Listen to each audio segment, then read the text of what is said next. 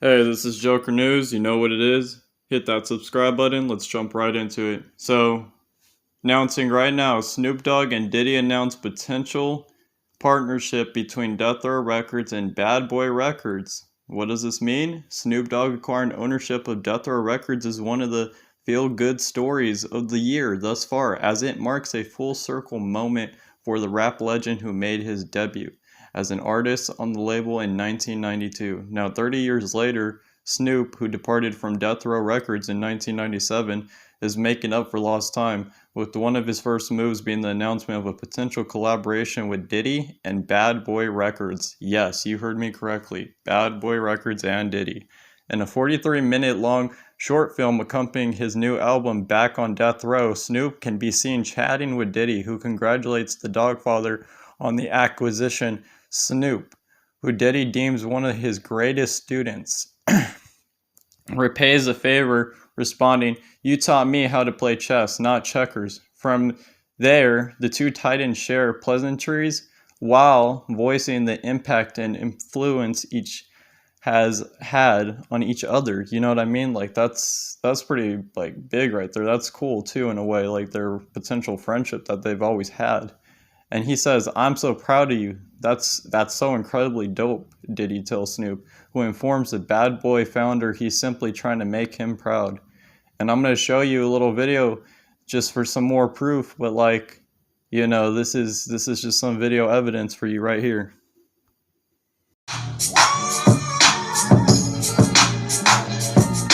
Peace and blessings, everyone. It's Desiree Thompson with Vibe. We're here at the Rock Nation Brunch Red Carpet, celebrating Black excellence and talking to some of your favorite artists. Everybody at Rock has been good to me for a long time, for a few years now, and everyone's been consistent. I love Jay, I love La, I love Tysa, I love all of them, man. They all look up, so I'm happy to be here.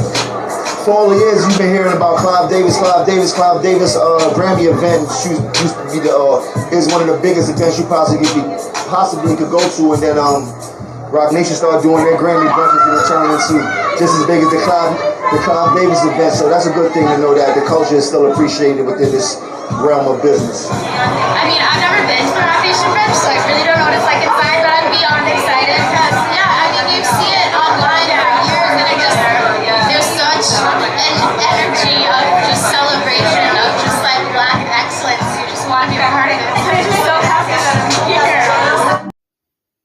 I feel good. I remember seeing it last year. Why everything just still lined up? This year be part of festivities, this our first, this big bro, so it feel good.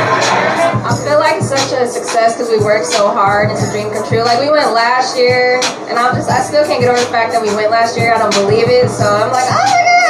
Especially us being half Black, it was definitely a representation of Black excellence. You've seen Diddy, you've seen Meek Mill, you've seen, Jay-Z himself. So it's good to be around Normani and all these other women. It's good to be a part of the culture and about something great. So I'm excited.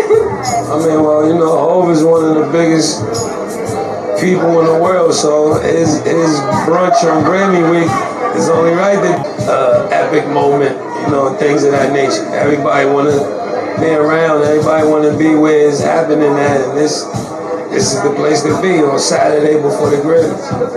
No, it's just a blessing. This is my first time, you know what I'm saying? This is my first time, and the future is going to be more to come, but right now it's just a blessing. I just want to get in a room. It just feels good to be in a room and just rubbing shoulders and networking with people, you know what I'm saying? It's just a moment. It's like Black heaven. That's what I told somebody the other day.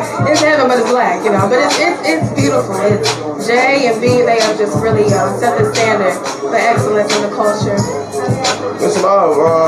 I came a few times before, obviously, Stringville homie, so it's just good to be back. It feels like just the culmination of a lot of hard work that we've been doing, and it's nice to be celebrated. Love it, I love it. And so did you see that right there? That's the video right there. But however, Snoop then steers the conversation towards pitching Diddy on the idea of the pair's labels working in tandem and adding additional chapters to their histories with one another. Now we can do what we want to do. Death Row and Bad Boy, Snoop offers. To which Diddy agrees, replying, "Yeah, let's do it." Snoop makes it known that he's going to take the initiative of getting the ball rolling on the pending collab, promising Puff, "I'm going to put it in the air." quit playing with me, you know? I'm going to put it in the air. You know, we left them all hanging, you know, he said. And the two Central Records labels and crews involved in the conflict between the East and West Coast during the mid-90s, Death Row and Bad Boy were also the two biggest labels in hip-hop at their respective heights, but the tension between them kept their artists and CEOs from working together at the time. Now, Snoop is experiencing a landmark year, as he's already released a new studio album and performed at the Super Bowl halftime show alongside collaborators Dr. Dre, Eminem, 50 Cent, and Kendrick Lamar, as well as Mary J. Blige. He also saw a re-entry on Amazon's bestsellers list with his book From Crook to Cook, Platinum Recipes from the Boss Dog's Kitchen, which was originally released in 2018. The resurgence in the popularity of the book, which currently sits within the top 10 of this week's bestsellers list, comes after his Super Bowl performance and his appearance with Martha Stewart at the 2022 Puppy Bowl. In addition to landing on Amazon's top bestsellers list, From Crook to Cook also topped its cooking, humor, and celebrity cookbooks list this week.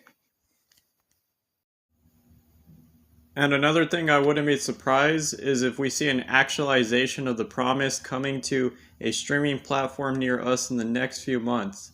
Snoop seems to have big plans for the next chapter in Death Row Records' story, as previously reported by The Root just last week. Be announced that the label would be entering back into the mainstream as an NFT, non-fungible token. Death Row will be an NFT label. We will be putting our artists through the metaverse, said Snoop, just like we broke the industry when we was the first independent to be labeled to be major.